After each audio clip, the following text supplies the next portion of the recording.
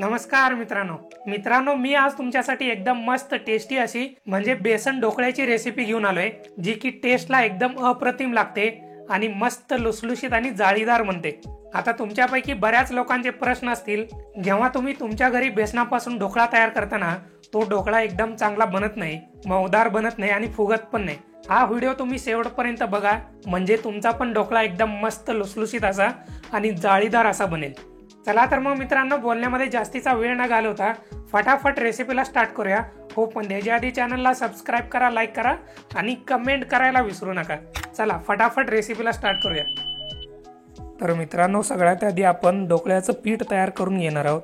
त्यासाठी एका भांड्यामध्ये मी 1.5 वाटी पाणी घेतोय आणि जे पाणी मी वापरतोय ना, ते पाणी एकदम नॉर्मल टेम्परेचर वालं आहे। आता या पाण्यामध्ये अगदी थोडंसं म्हणजे चवीपुरतं मीठ टाकून घ्यायचंय। त्याचबरोबर यामध्ये 1 चमचा साखर टाकून घ्यायची। साखरेबरोबर यामध्ये 2 ते 3 चमचे तेल टाकून घ्यायचंय, जे आपण नॉर्मली स्वयंपाकासाठी घरामध्ये वापरतो। आता हे सगळं पाण्यामध्ये चांगल्या प्रकारे मिक्स करून घ्यायचंय, जेणेकरून आपण मगाशी जे साखर टाकून घेतलं ना, ती संपूर्णपणे पाण्यामध्ये विरघळली पाहिजे, तोपर्यंत चांगलं मिक्स करून घ्यायचंय। आता मित्रांनो, मी इथे एक चाळण घेतलेले आहे। या चाळणीमधून मी बेसनाचं जे पीठ आहे ना, ते चांगलं चाळून घेणार आहे, म्हणजे नंतरनं जेव्हा आपण पाण्यामध्ये मिक्स करून घेऊ ना, तेव्हा बेसनाच्या गाठी बनणार नाहीत। आता तुम्ही इथे बघितलेला असाल, 3 वाटी बेसन मी यामध्ये टाकून घेतलेले आहे आणि चांगल्या प्रकारे हे चाळून घेतो। चाळून झाल्यानंतर पाण्यामध्ये हे विस्करनी चांगलं मिक्स करून घेतो, चांगलं एकजीव करून घेतो। आता मित्रांनो, तुम्ही इथं बघू शकता, बेसन पाण्यामध्ये मी चांगल्या प्रकारे मिक्स करून घेतलेले, चांगलं एकजीव करून घेतलेले। अशा पद्धतीने चांगल्या प्रकारे बेसनाचं पीठ फेटून घेतल्यामुळे ना, यामध्ये हवा भरली जाते। हवा भरल्यामुळे ढोकळा जो बनतो ना, एकदम मऊदार बनतो आणि एकदम जाळीदार बनतो। त्यामुळे चांगल्या प्रकारे हे बेसनाचं पीठ आपल्याला फेटून घ्यायचंय। मगाशी आपण बेसनाचं पीठ तर चांगल्या प्रकारे तयार करून घेतलेलं आहे। आता आपण अवन तयार करून घेऊयात, म्हणजे या कढईमध्ये आपण ढोकळा जो आहे ना, बेक करून घेणार आहोत। त्यासाठी कढई जी आहे ना, प्रीहीट करून घेणार आहे। वरती झाकण लावून घेतो आणि या कढईला चांगलं गरम करून घेतो 4 ते 5 मिनिटासाठी। आता कढई प्रीहीट करायला ठेवून दिलेले आहे। आता मी दुसरीकडे इथं बेकिंग ट्रे घेतलेले, या ट्रेमध्ये मी ढोकळा बेक करून घेणार आहे। आता या ट्रेला मी थोडंसं तेल पण लावून घेतो सगळीकडून चांगल्या प्रकारे। आता मित्रांनो, मी इथं बेकिंग ट्रेला ना बेकिंग पेपर लावून घेणार आहे खालून। हे बघा, अशा पद्धतीने खालून लावून घेणार आहे। बेकिंग पेपर जो आहे ना, गोलाकारमध्ये कट करून घेतला होता। जेव्हा आपण ढोकळा बेक केल्यानंतर काढू ना, तेव्हा अगदी अलगदपणे बाहेर निघेल। आता मित्रांनो, या ढोकळ्यासाठी ना मी इनोचा वापर करणार आहे। इनोमुळे जो ढोकळा बनतो ना, एकदम मस्त बनतो, मऊदार बनतो आणि एकदम जाळीदार पण बनतो। आता या इनो मधला ना अर्धा चमचा मी इनो यामध्ये टाकून घेतोय आणि चांगल्या प्रकारे मिक्स करून घेतोय।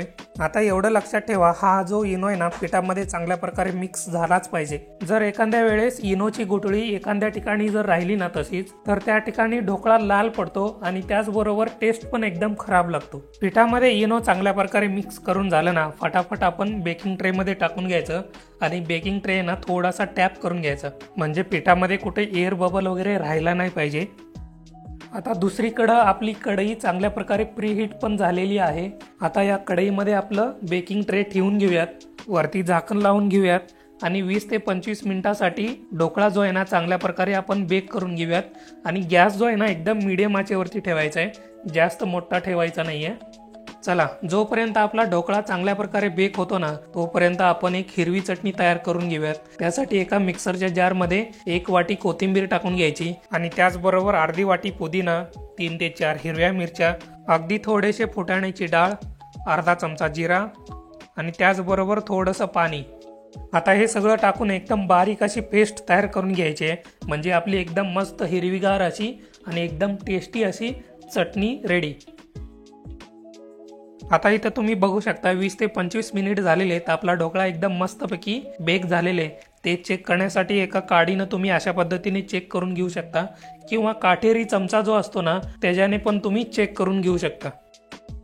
ढोकळा आपला 10 मिनिटासाठी चांगल्या प्रकारे थंड करून घेतलेले आहे। आता या ट्रे मधून ढोकळा जो आहे ना, बाहेर काढून घ्यायचा आणि चांगल्या पद्धतीने तुम्हाला जसा आवडेल तसा त्याला कट करून घ्यायचा। डायमंड शेपमध्ये, स्क्वेअरमध्ये, तुम्हाला जसा आवडतो तसा कट करून घ्या आणि त्यानंतर ना याच्यावरती मस्तपैकी खमंग अशी फोडणी टाकून घेऊया। आता मित्रांनो फोडणी देण्यासाठी ना मी इथं फोडणीचा पॅन घेतलेला आहे, चांगलं गरम करून घेतलेलं आहे। फोडणीचा पॅन चांगल्या प्रकारे गरम झाला ना, आता यामध्ये 3 ते 4 चमचे तेल टाकून घ्यायचं। तेल पण चांगलं कडकडीत असं गरम झालं ना, आता यामध्ये अर्धा चमचा मोहरी टाकून घ्यायची, त्याचबरोबर अर्धा चमचा जिरा टाकून घ्यायचा। जिऱ्याबरोबर 1 चमचा तीळ टाकून घ्यायचा आहे आणि 2 हिरव्या मिरच्या। हिरव्या मिरच्यांबरोबर थोडेसे कढीपत्ते यामध्ये टाकून घ्यायचे आहेत। आता हे सगळं अगदी 20 ते 30 सेकंदासाठी तेलामध्ये चांगलं परतून घ्यायचं आहे। एकदा का चांगल्या प्रकारे परतून घेतलं ना, आता यामध्ये 1 वाटी पाणी टाकून घ्यायचं आणि पाण्याला पण चांगलं उकळी येईपर्यंत उकळून घ्यायचं आहे। म्हणजे पाणी जे आहे ना चांगलं खळखळ असं उकळायला चालू झालं पाहिजे, तोपर्यंत उकळून घ्यायचं।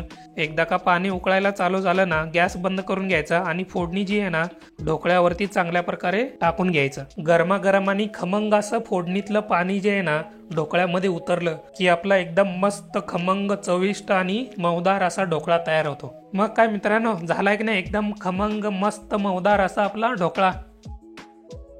मग काय मित्रांनो, बघितलात ना रेसिपी, एकदम मस्त झालेली आहे, एकदम लुसलुसीत असं झालेलं आहे। मऊदार तर झालेलाच आहे आणि त्याचबरोबर जाळीदार असा झालेला आहे। तर मग मित्रांनो, तुम्ही पण तुमच्या घरी करताय ना एकदा अशा पद्धतीने ढोकळा, तर नक्की करा आणि मस्तपैकी एन्जॉय करा।